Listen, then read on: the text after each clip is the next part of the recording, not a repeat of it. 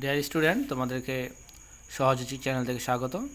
আজকে আমরা নবম দশম শ্রেণীর 9.2 এর 12 নম্বর অঙ্কটি সমাধান করার চেষ্টা করব। চলো আমরা যেই 14টা ধাপ অনুসরণ করে অঙ্কগুলো সমাধান করতে বলা হয়েছে, ওই ধাপগুলো অনুসরণ করে আমরা কী করি, অঙ্কগুলো করি। প্রথম ধাপ হচ্ছে কি ডিয়ার স্টুডেন্ট, প্রথম ধাপ হচ্ছে আমাদের ভালোভাবে প্রশ্নটি কী করতে হবে, পড়তে হবে। তাহলে আমরা ভালোভাবে প্রশ্নটি পড়ে নিই।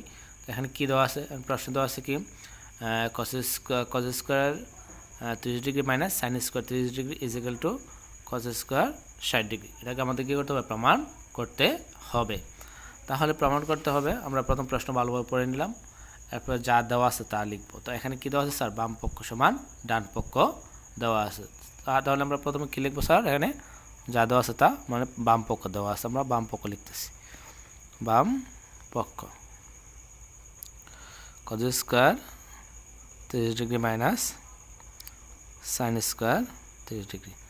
তো যা দেওয়া আছে তা লিখছি। তারপরে কাজ কি স্যার, তারপর কাজ হচ্ছে কি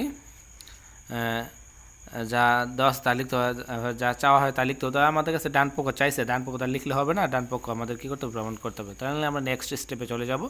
সূত্র বা অনুসিদ্ধান্ত থাকলে লিখতে হবে। এখানে সূত্র অনুসিদ্ধান্ত তেমন কিছু নাই, তো আমাদেরকে কী হচ্ছে না, লিখতে হচ্ছে না। তারপরে স্টেপের কাজটা কি স্যার, তারপর হচ্ছে কি মান থাকলে মান বসাতে। আমরা জানি কজ 30 ডিগ্রি মান হচ্ছে √3/2 এখানে স্কোয়ার আছে, আমরা দিলাম কি স্কোয়ার, মাইনাস সাইন 30 ডিগ্রি মান কত 1/2 মানে হাফ ইজ ইকুয়াল টু, তারপর স্কোয়ার আছে, দিলাম কি স্কোয়ার। আচ্ছা, তাহলে আমরা এতটুকু পর্যন্ত ধাপ শেষ হলো। তারপর কি হচ্ছে, এখানে পাওয়ারের কাজ করতে হবে। কিসের কাজ করতে হবে স্যার, এখানে আমাদের কিসের কাজ করতে হবে, 6 নম্বর স্টেপে এসে পাওয়ারের কাজ করতে হবে। তাহলে আমরা এখানে পাওয়ার দেখতে পাচ্ছি, তাহলে এখানে পাওয়ার আছে, আমরা পাওয়ার কাজ করি।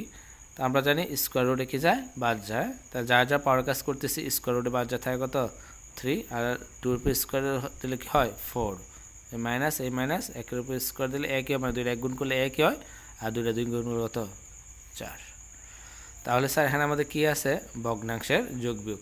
আমি তোমাদেরকে একটা ক্লাসে ভগ্নাংশের যোগ বিয়োগ দিয়েছিলাম, ওই ক্লাসটা যদি ভালো অনুসরণ করে থাকো তাহলে এই অঙ্কটা তোমার জন্য খুব বুঝতে সহজ হবে।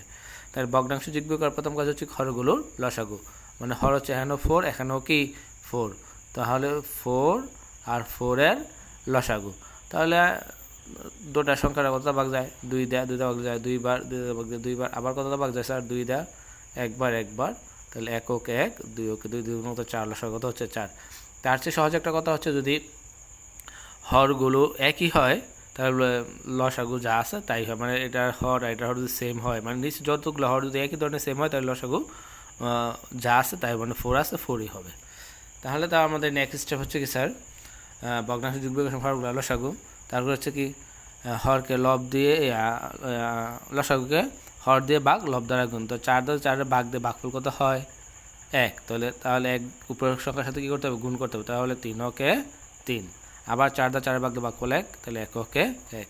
তারপর আমরা এখন কী করবো স্যার, 4 এটার সাথে সম্পর্ক কি বিয়োগ, আমি যদি বিয়োগ হয় বিয়োগ করবো, যোগ হলে কী করবো, যোগ করব। তো 4 থেকে যদি 1 চলে যায়, 3 থেকে যদি 1 চলে যায় তাহলে কত 2, তাহলে এটার সাথে সম্পর্ক কি ভাগ। তাহলে আমি এটা যদি ভাগ দিই, কতবার যায় স্যার 2 বার, নিচে হচ্ছে কি 2, আর উপর কোনো সংখ্যা না থাকলে কী দিতে হয় 1। তাহলে আমরা এটাও লিখতে পারি যে এখানে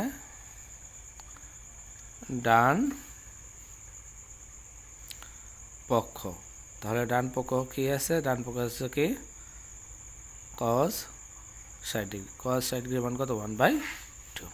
প্রমাণ হয়ে গেল বাম পক্ষ সমান ডান পক্ষ, left hand side is equal to right hand side. ধন্যবাদ, আশা করি সবাই বুঝতে পারছো।